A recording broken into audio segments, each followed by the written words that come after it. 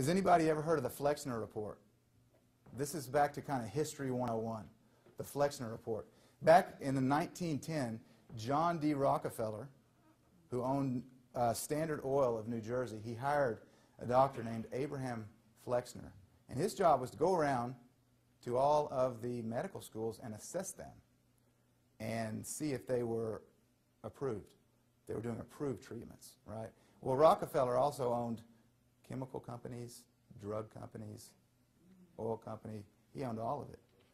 He wanted monopolies on all these things, and he wanted to boost sales. By the way, Rockefeller's Standard Oil of New Jersey acquired a controlling interest in IG Farben, drug company, chemical company in Germany, which was basically the parent company of IG Auschwitz, where the Auschwitz prison camp was. And that company used slave labor to produce their products before they killed them. And so that's the chain that you get below Rockefeller. They supported the persecution of the Jews in Germany.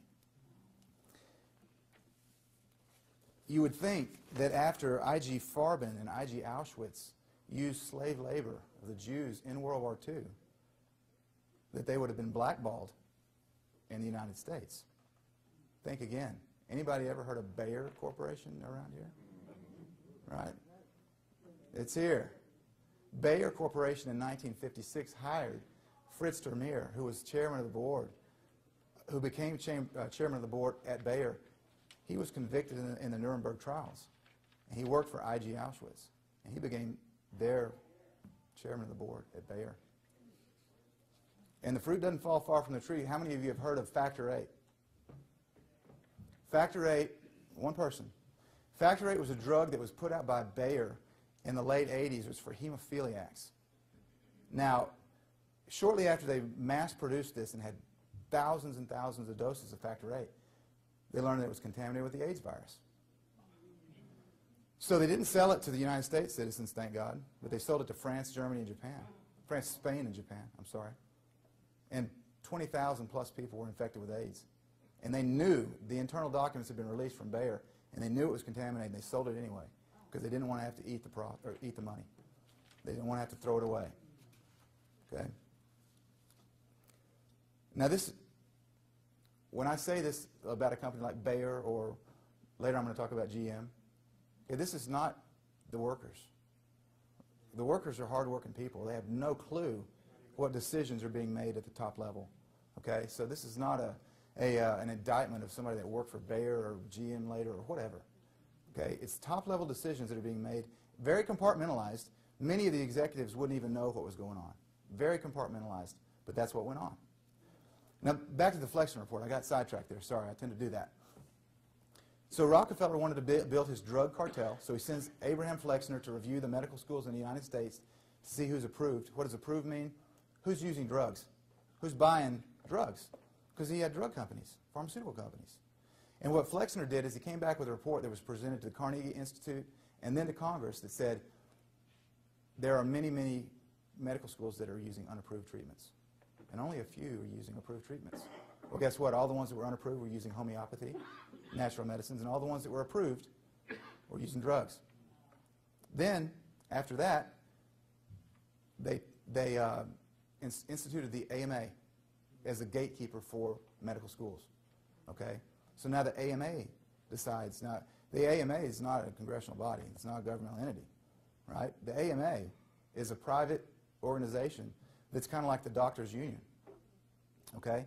It's kind of like in Pittsburgh, we got a lot of blue-collar workers. Well, they're white-collar workers, and that's their union, the AMA. How has this affected medical school curriculum? It's all drugs. It's all drugs. If you look at the bottom line, you can see what's controlling things. It's all about money. But how do we convince the public that drugs are good for them? Because down deep, we all know they're not. Even the people pushing drugs know they're not. It's called spin. It's propaganda. We're brainwashed every night watching TV. We're brainwashed with TV commercials, with radio commercials, with magazine ads. I mean, how many pay attention to the commercials on TV and think about the percentage of commercials that are about drugs. With side effects. It takes like half the commercial to describe the side effects, doesn't it? It's amazing. I mean, my wife and I literally, we just sit and laugh because the side effects are so long that they have to go from a 30-second spot to a minute spot. Same with magazines. But it's spin. It's spin and it's falsified research. Okay? Like I said earlier, I'm a CPA. When we do business valuations, I used to do a lot of business valuations. You give me the same set of books, the same financial activity, and I can give you drastically different results on the value of that business depending on what the reason is. For example, if I'm valuing a company and they want to value it for estate purposes so that it gets through their estate without tax, whoa, down through the floor, it's going to be very, very low. I can get that number way low. If I'm valuing it for somebody that wants to sell, same numbers, can be drastically different results. Okay? And that's why I don't do business valuations anymore, because they are at times dishonest. Okay? But you can do that with the same set of numbers. So statistics, they don't mean anything. They don't mean anything unless you see the sample size and you see the way terms are defined and you see who was thrown out of the sample. Because it's regular occurrence in chemotherapy trials that if, let's say you have a group of 20 patients that have lymphoma, and during the trial, it's a 6-month trial, and during the trial, 10 of them die, and the other 10 live past the 5-year mark. What percentage cure rate is that? 50%. No, it's 100 according to Big Pharma.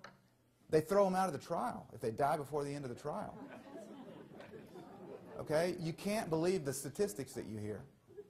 And that's just one of many instances of how statistics are fabricated. They manipulate terms. If you die from another kind of cancer, you're deemed to be cured. If you have lymphoma and then you develop colon cancer, it metastasizes, or you have prostate cancer and you die from that, you're a cure in their book because you didn't die from lymphoma.